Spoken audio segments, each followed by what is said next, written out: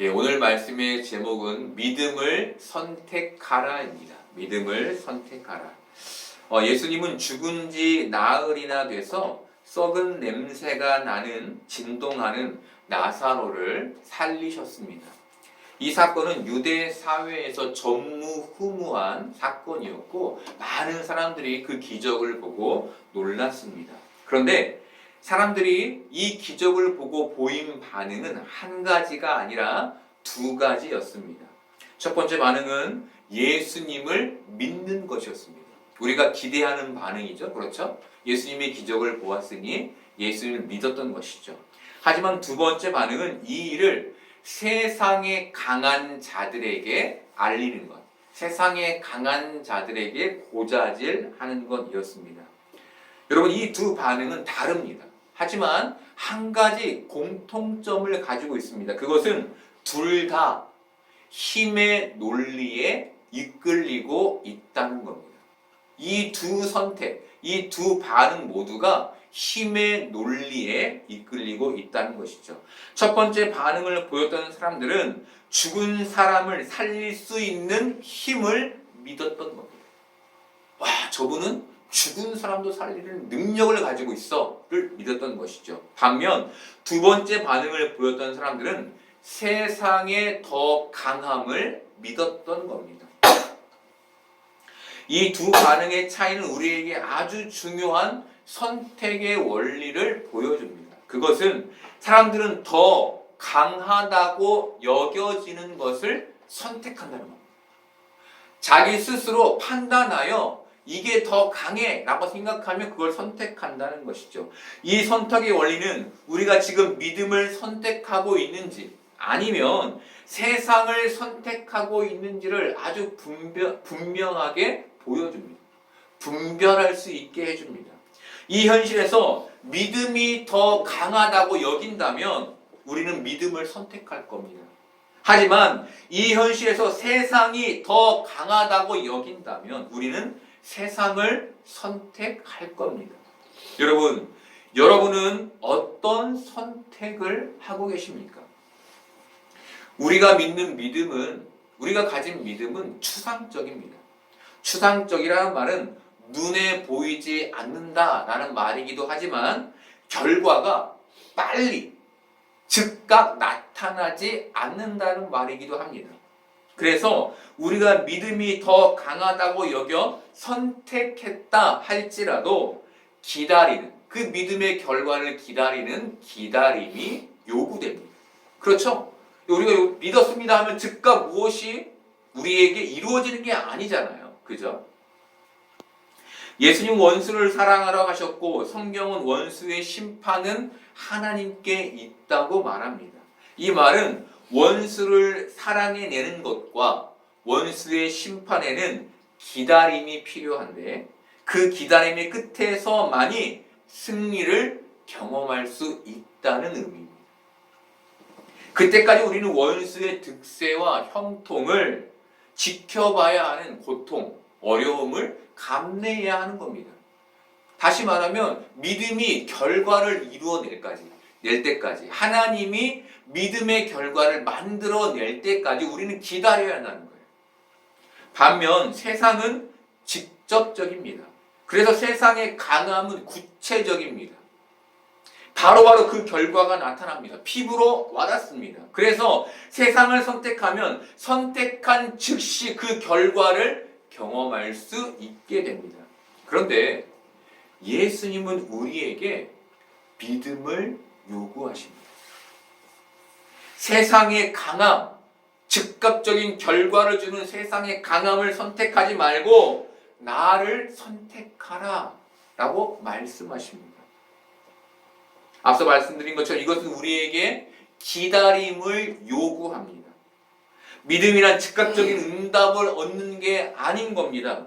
물론 하나님의 뜻 안에서 즉각적인 응답이 이루어질 때가 있죠. 일이 순조롭게 진행되어서 그 결과까지도 완벽하게 우리에게 참 알맞게 이루어질 때가 있습니다. 하지만 대부분은 기다려야 합니다. 대부분. 여러분, 우리가 하나님이 반드시 응답 주실 것을 기다릴 때 우리는 어떻게 그 하나님의 응답을 기다릴 수 있을까요? 하나님을 의심할 수 있잖아요. 하나님이 안 주실 건 아닐까? 라는 생각도 할 수 있잖아요. 근데 어떻게 기다릴 수 있는 걸까요? 하나님이 세상의 재판관들처럼 불공정하고 불공평하지 않으시기 때문에 우리 하나님은 공정하시고 공의로우시고 정의로우시며 우리에게 늘 신실하시기 때문에 우리가 믿음으로 하나님의 결과를 기다릴 수 있는 겁니다. 그래서 그 시간을 버텨낼 수 있는 것이죠. 그 시간을. 여러분 이렇듯 믿음은 기다림입니다. 믿음은 기다림. 오랜 시간 청년 사역을 해오면 늘 놀라웠던 것이 있었습니다. 그것은 제가 청년을 맡으면 청년들이 놀랍도록 변화하는 거예요. 하나님은 늘 제게 그런 은혜를 부어주셨습니다. 그런데 시간이 지나 알고 된 것은 그 변화는 저보다 앞서 하나님이 세우신 누군가의 씨 뿌림과 물 줌이 있었기 때문에 가능한 일이었다는 것이었습니다. 그 놀라운 그 하나님의 역사와 그들의 그 기다림의 끝에 제가 있었던 것이죠. 그래서 저만 그 결과를 경험했던 겁니다. 여러분 믿음은 당장의 그 결과물을 우리에게 보여주지 않습니다. 하지만 씨앗이 기다림 속에 우물 트고 자라고 열매를 맺듯 믿음은 우리에게 결과물을 반드시 보여줄 겁니다. 그러니 세상의 강함을 선택하지 않고 믿음의 강함을 선택하는 여러분 되기를 바랍니다. 사람들이 바리새인들에게 그리고 대제사장들에게 예수님께서 하신 일을 일렀을 때 바리새인들이 했던 일은 공회를 열어 예수님이 일으키신 표적을 보고 사람들이 예수님을 믿게 된 일을 어떻게 처리할 것인지에 대해 논의하는 것이었습니다. 성경은 이들의 이 논의의 중심에 어떤 내용이 있었는지를 48절에서 이렇게 말해줍니다. 만일 그를 이대로 두면 모든 사람이 그를 믿을 것이요 그리고 로마인들이 와서 우리 땅과 민족을 빼앗아 가리라. 여러분 이들은 예수님 때문에 나라가 위태로워질 것이라고 생각했습니다. 그리고 그걸 염려했습니다. 왜 이런 염려를 했을까요? 왜? 우리는 사실 여기까지 생각하지 않죠. 근데 왜 이들은 이런 염려 가운데 있었을까요? 로마 때문이었습니다. 이 당시 이스라엘은 로마의 식민 지배를 받고 있었습니다. 로마는 정복한 나라를 직접 다스리는 대신 그 지역의 그 나라 사람을 분봉왕, 그 지역을 다스리는 왕으로 세워서 다스리는 정책을 폈습니다. 그런데 로마가 분봉왕 제도를 두며 아주 중요하게 여겼던 게 있었습니다. 그것은 정치적 폭동과 반역이었습니다. 결코 정치적 폭동과 반역을 로마가 묵과하지 않았다는 거예요. 로마는 정치적 폭동과 반역을 굉장히 엄격하게 다스렸습니다. 공의 지도자들은 로마 정부가 사람들이 예수님을 따르는 것을 정치적 반역이나 폭동으로 인지할 때 로마가 군사력을 동원하여 지금껏 자신들이 헤롯 아래에서 다져놓았던 정치, 종교, 사회적 권력과 지위를 로마에게 빼앗기게 될 것을 염려했던 겁니다. 지금 로마가 이스라엘 다스리고 있지만 그 진짜 다스리는 것은 그 지역 사람이었던 헤롯이었죠. 이 사람들이 헤롯과 결탁하여 자신의 지위와 권력과 종교적 입지를 정치적 입지를 다져놓고 있었던 거예요. 그런데 예수를 믿는 사람들로 인하여 로마가 이것을 오해하게 되면 이들이 군사력을 동원하여 이 모든 것을 다 쓸어갈 것을 염려했던 겁니다. 여러분, 이것은 우리에게 아주 중요한 통찰을 줍니다. 그것은 믿음이 내가 다져놓은 나의 권력과 명예, 나의 정체성에 대한 붕괴를 가져온다는 겁니다. 우리가 가진 세상의 것들을 내려놓게 한다는 것이죠. 목사가 은퇴하며 자주 일어나는 일이 교회와의 불화입니다. 불화. 이 중심에는 늘 돈이 있습니다. 교회는 20년이 넘도록 수고한 목사에게 조금이라도 덜 주려고 합니다. 반대로 목사는 앞으로 살아갈 날이 많기 때문에 교회에서 조금이라도 더 받으려고 합니다. 이런 실갱이 속에 불화가 일어나는 것이죠. 돈은 적정한 타협점을 가지고 있지 않습니다. 왜냐하면 돈은 덜 줄수록 좋고 더 받을수록 좋기 때문이죠. 그 실갱이가 있는 거예요. 돈에는 타협점이 없고. 여러분, 세상의 것을 내려놓는다는 게 뭘까요? 줘야 할 때는 좀 더 주고 받아야 될 때는 좀 덜 받는 것이죠. 여러분, 평화는 서로가 이 자리로 내려갈 때 이루어지는 겁니다. 평화는. 하지만 누군가가 이 자리로 내려가지 않을 때, 누군가가 세상의 것을 더 꽉 붙잡으려 할 때 그곳에는 평화가 깨지고 싸움과 분노가 생겨나는 겁니다. 여러분, 믿음이란 내가 가진 이 세상의 것이 나를 지켜줄 수 없다는 사실을 믿는 것에서 시작됩니다. 여러분, 대단히 중요한 믿음이죠. 이 세상의 가치, 돈, 명예, 친구, 건강, 이 모든 것들이 나를 지켜줄 수 없다는 그 사실을 믿는 것에서 믿음이 출발해요. 그 세상의 자리에 오직 예수님만이 우리를 지켜줄 수 있다는 믿음이 들어오며 믿음이 시작되는 겁니다. 바로 그 균열, 그 세상을 믿지 못하는 그 균열을 틈타 믿음이 들어오게 되는 거예요. 이렇듯 믿음은 내가 쌓아놓은 세상의 것이 붕괴될 때 시작됩니다. 그런데 오해하지 말아야 할 게 있습니다. 예수님은 우리에게서 세상의 것을 뺏으러 오신 게 아니라는 겁니다. 공회원들이 예수님을 보며 느꼈던 그 염려, 저 사람 때문에 나의 것을 뺏길 것 같다는 염려는 공회원들의 느낌일 뿐이었습니다. 예수님은 우리의 것을 빼앗을 목적으로 이 땅에 오지 않으셨습니다. 여러분, 분명 믿음은 우리의 세상 욕심을 붕괴시킵니다. 세상 믿음을 붕괴시킵니다. 하지만 그 붕괴는 우리 안에 예수님이 그리스도로 세워지며 생기는 내적 붕괴인 겁니다. 내적 붕괴. 이제 내가 가지고 있는 이 물질, 내가 가지고 있는 이 명예는 더 이상 믿을 게 못 되는구나 라는 그 내적 붕괴. 대신 예수님이 내 안에 그리스도가 되어 나를 구원하실 수 있는 유일한 분이시구나 라는 그 세워짐. 이게 믿음인 것이죠. 여러분, 외적 붕괴가 아닌 거예요. 내적 붕괴가 이루어지는 거예요. 그렇다면 왜 내적 붕괴가 필요할까요? 내 안에 있는 그 세상에 대한 믿음이 깨지고 예수님에 대한 믿음이 들어올 때 그때서야 비로소 본질적인 올바른 물질관과 세계관을 가지고 이 땅을 복음으로 살 수 있게 되기 때문입니다. 그런데 많은 사람들이 어떤 신앙을 가지고 있습니까? 두 가지를 같이 가지고 있죠. 이것도 내 것, 믿음도 내 것. 세상에서도 잘 살고 구원도 받고. 근데 여러분, 이게 가능합니까? 주님은 두 주인을 섬길 수 없다라고 말씀하셨죠. 불가능한 거, 이런 일은 없는 거예요, 여러분.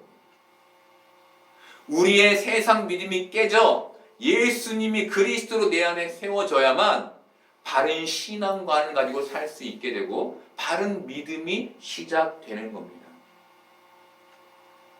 여러분, 이때 비로소 우리가 가진 권력과 명예와 돈을 나를 지켜내는 데가 아닌 하나님을 위해 사용할 수 있게 되는 것이죠.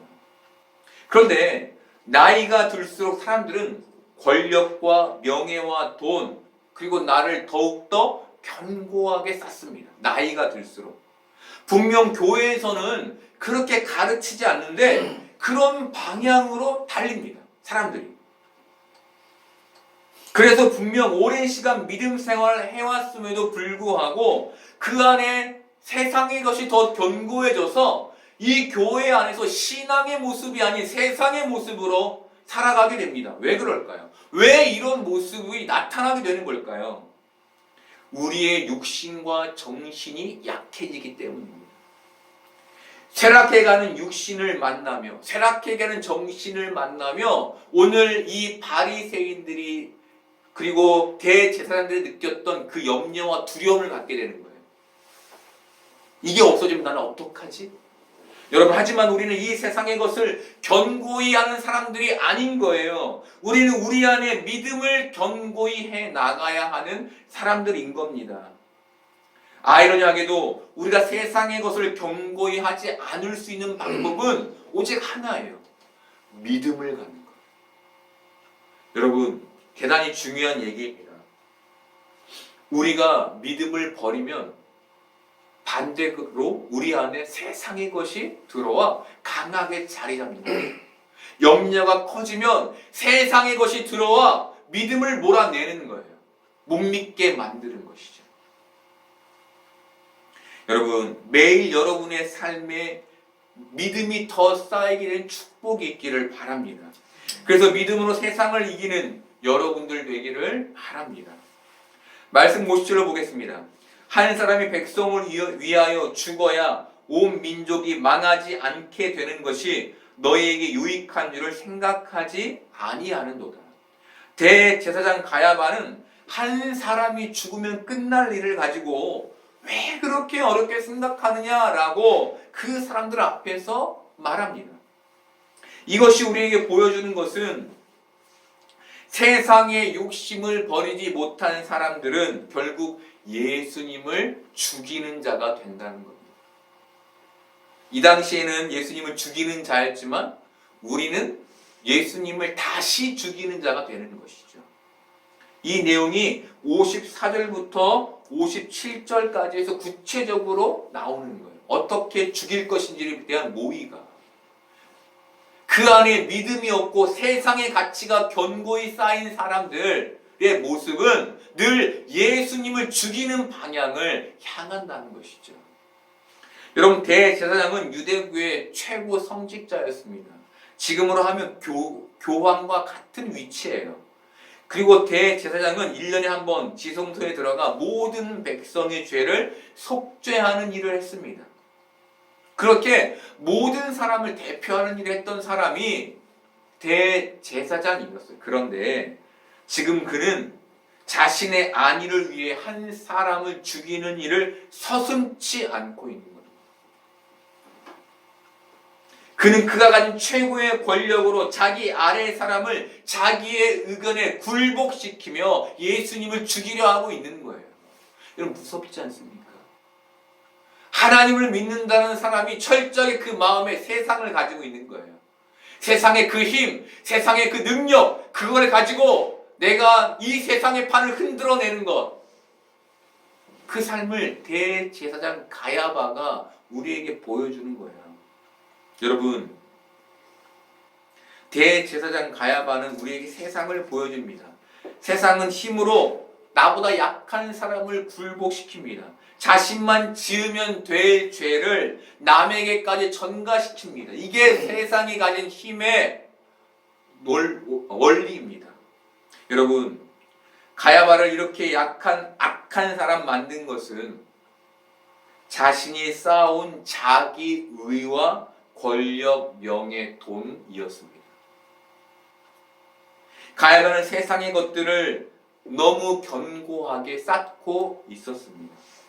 그곳에는 빈틈이 없었습니다. 그래서 그 안으로 하나님의 말씀도 믿음도 파고들 수 없었습니다. 여러분, 믿음은 우리의 약한 곳을 파고듭니다. 저는 여러분이 잘 알듯 건강이 좋지 않습니다. 그래서 저는 어릴 때부터 건강을 위해 기도해 왔습니다.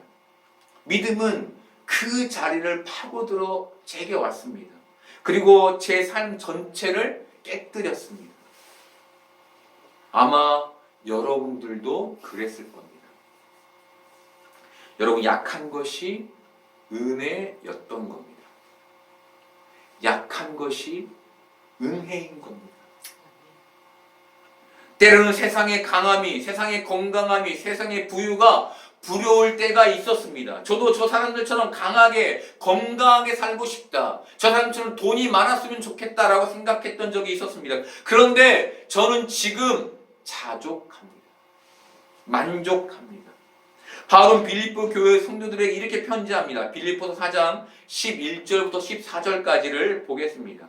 내가 궁핍함으로 말하는 것이 아니니라. 어떠한 형편에든지 나는 자족하기를 배웠노니 나는 비천에 처할 줄도 알고 풍부에 처할 줄도 알아. 모든 일 곧 배부름과 배고픔과 풍부와 궁핍에도 처할 줄 아는 일체의 비결을 배웠노라. 내게 능력 주시는 자 안에서 내가 모든 것을 할 수 있느니라. 그러나 너희가 내 괴로움에 함께 참여하였으니 잘하였도다. 여러분, 바울은 자족하기를 배웠다라고 말합니다. 자족하기를 배웠다라는 말은 그가 약한 것에서 은혜를 보았다. 그 약한 것에서 은혜를 경험했다라는 말입니다. 여러분, 바울은 결핍과 싸우지 않습니다. 왜일까요? 약한 게 은혜인 것을 알았기 때문입니다. 결핍은 약한 것이죠.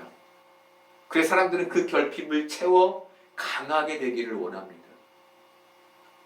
그런데 그 결핍을 채워 강하게 되는 것이, 그 결핍으로 인해 자신이 하나님을 붙잡을 수 있는 것을 은혜라고 여겼던 것이죠.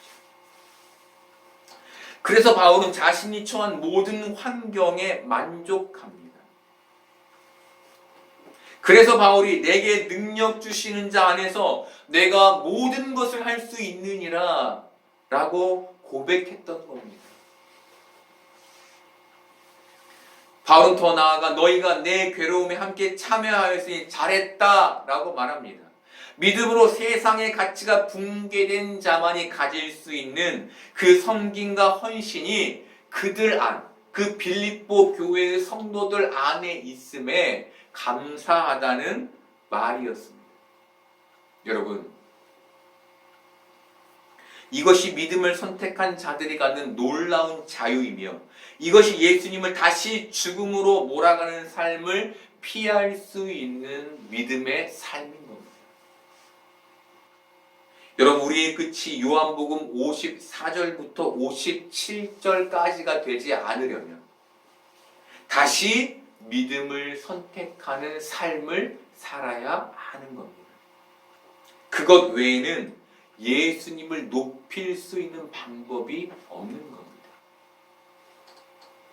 대제사장 가야바의 말에 대해 요한은 영적인 해석을 해줍니다. 51절과 52절 보겠습니다. 이 말은 스스로 함이 아니요 그 해의 대제사장이므로 예수께서 그 민족을 위하시고 또 그 민족만 위할 뿐 아니라 흩어진 하나님의 자녀를 모아 하나가 되게 하기 위하여 죽으실 것을 미리 말함이로라. 여러분, 놀랍게도 대제사장 가야바의 말은 예수님의 십자가 사건을 예고합니다. 그의 성경은 그의 살인 음모가 그로부터가 아니라 하나님으로부터라고 말해줍니다. 여러분, 모세는 이스라엘 백성들을 출애굽시켰습니다. 그런데 이 출애굽 사건은 순조롭지가 않았습니다. 애굽의 바로가 모세와 이스라엘 백성들을 막아섰습니다.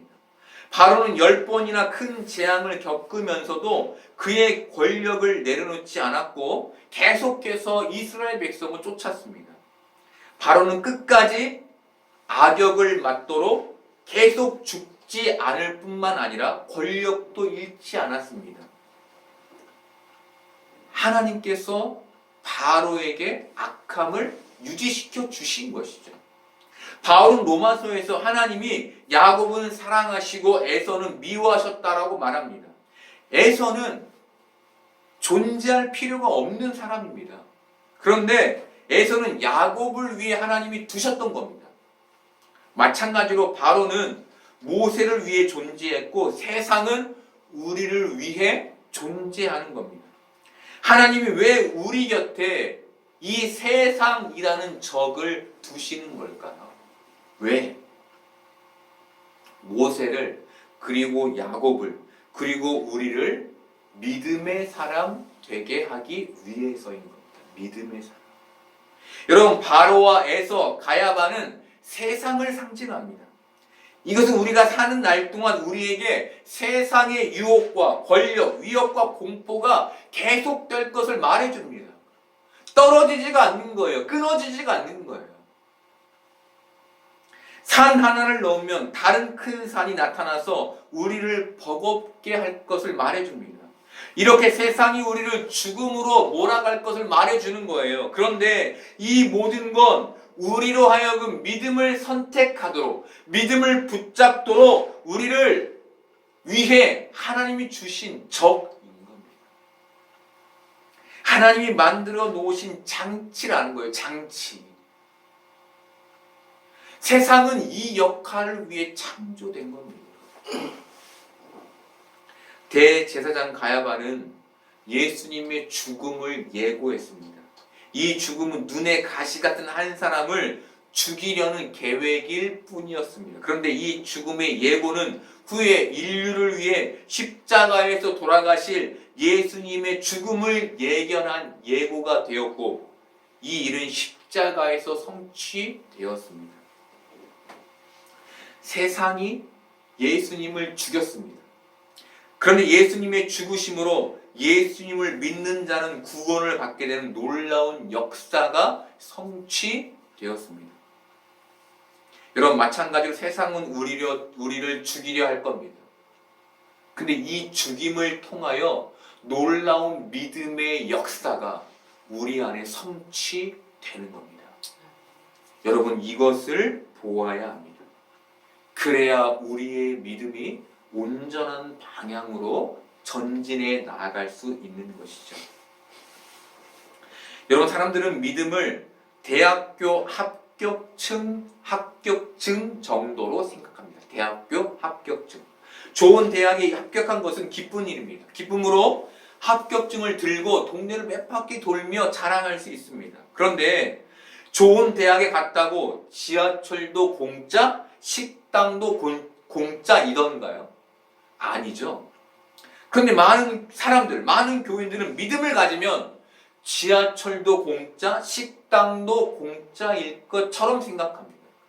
무슨 얘기냐면 믿음을 가지면 고난도 패스, 고통도 패스, 만사 형통일 것이라고 생각하는 것이죠.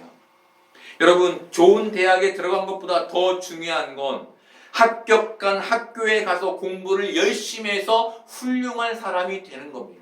믿음도 마찬가지인 겁니다. 믿음을 가진 것보다 더 중요한 건 그 믿음을 훌륭히 이 땅에서 살아내는 것에 있는 겁니다. 여러분 믿음은 세상에서 보란듯 형통한 게 아닙니다. 남들이 받는 고통에서 나는 패스 되는 게 아닙니다. 믿음은 그 믿음으로 세상의 가치를 붕괴시키는 훌륭한 신앙으로 이 땅을 살아내는 것을 말하는 겁니다. 저들은 세상의 가치를 견고히 세워가며 나의 안위를 위해 살지만 나는 이 세상의 가치가 붕괴된 곳에 그리스도를 세워서 믿음으로 이 땅을 살아내는 것, 그것이 온전한 신앙인 겁니다. 여러분 이 믿음은 세상의 가치가 붕괴되어야만 제대로 발휘됩니다. 앞서 말씀드린 것처럼 예수님은 우리의 외적 자산을 빼앗으러 이 땅에 오시지 않았습니다. 예수님은 우리 안에 있는 이 세상의 가치를 붕괴시켜서 그 안에 믿음이 자리 잡도록 이 땅에 오셨습니다. 사랑하는 여러분, 우리는 어떤 선택 속에 있습니까? 여러분은 어떤 강함을 선택하고 계십니까? 믿음입니까? 세상입니까? 여러분, 믿음을 선택하시는 여러분 되기를 바랍니다. 그래서 여러분 안에 있는 세상이 붕괴되고 하나님 나라가 여러분 안에 세워지고 믿음의 삶을 훌륭하게 살아내는 복된 삶을 사는 여러분 되기를 소망합니다.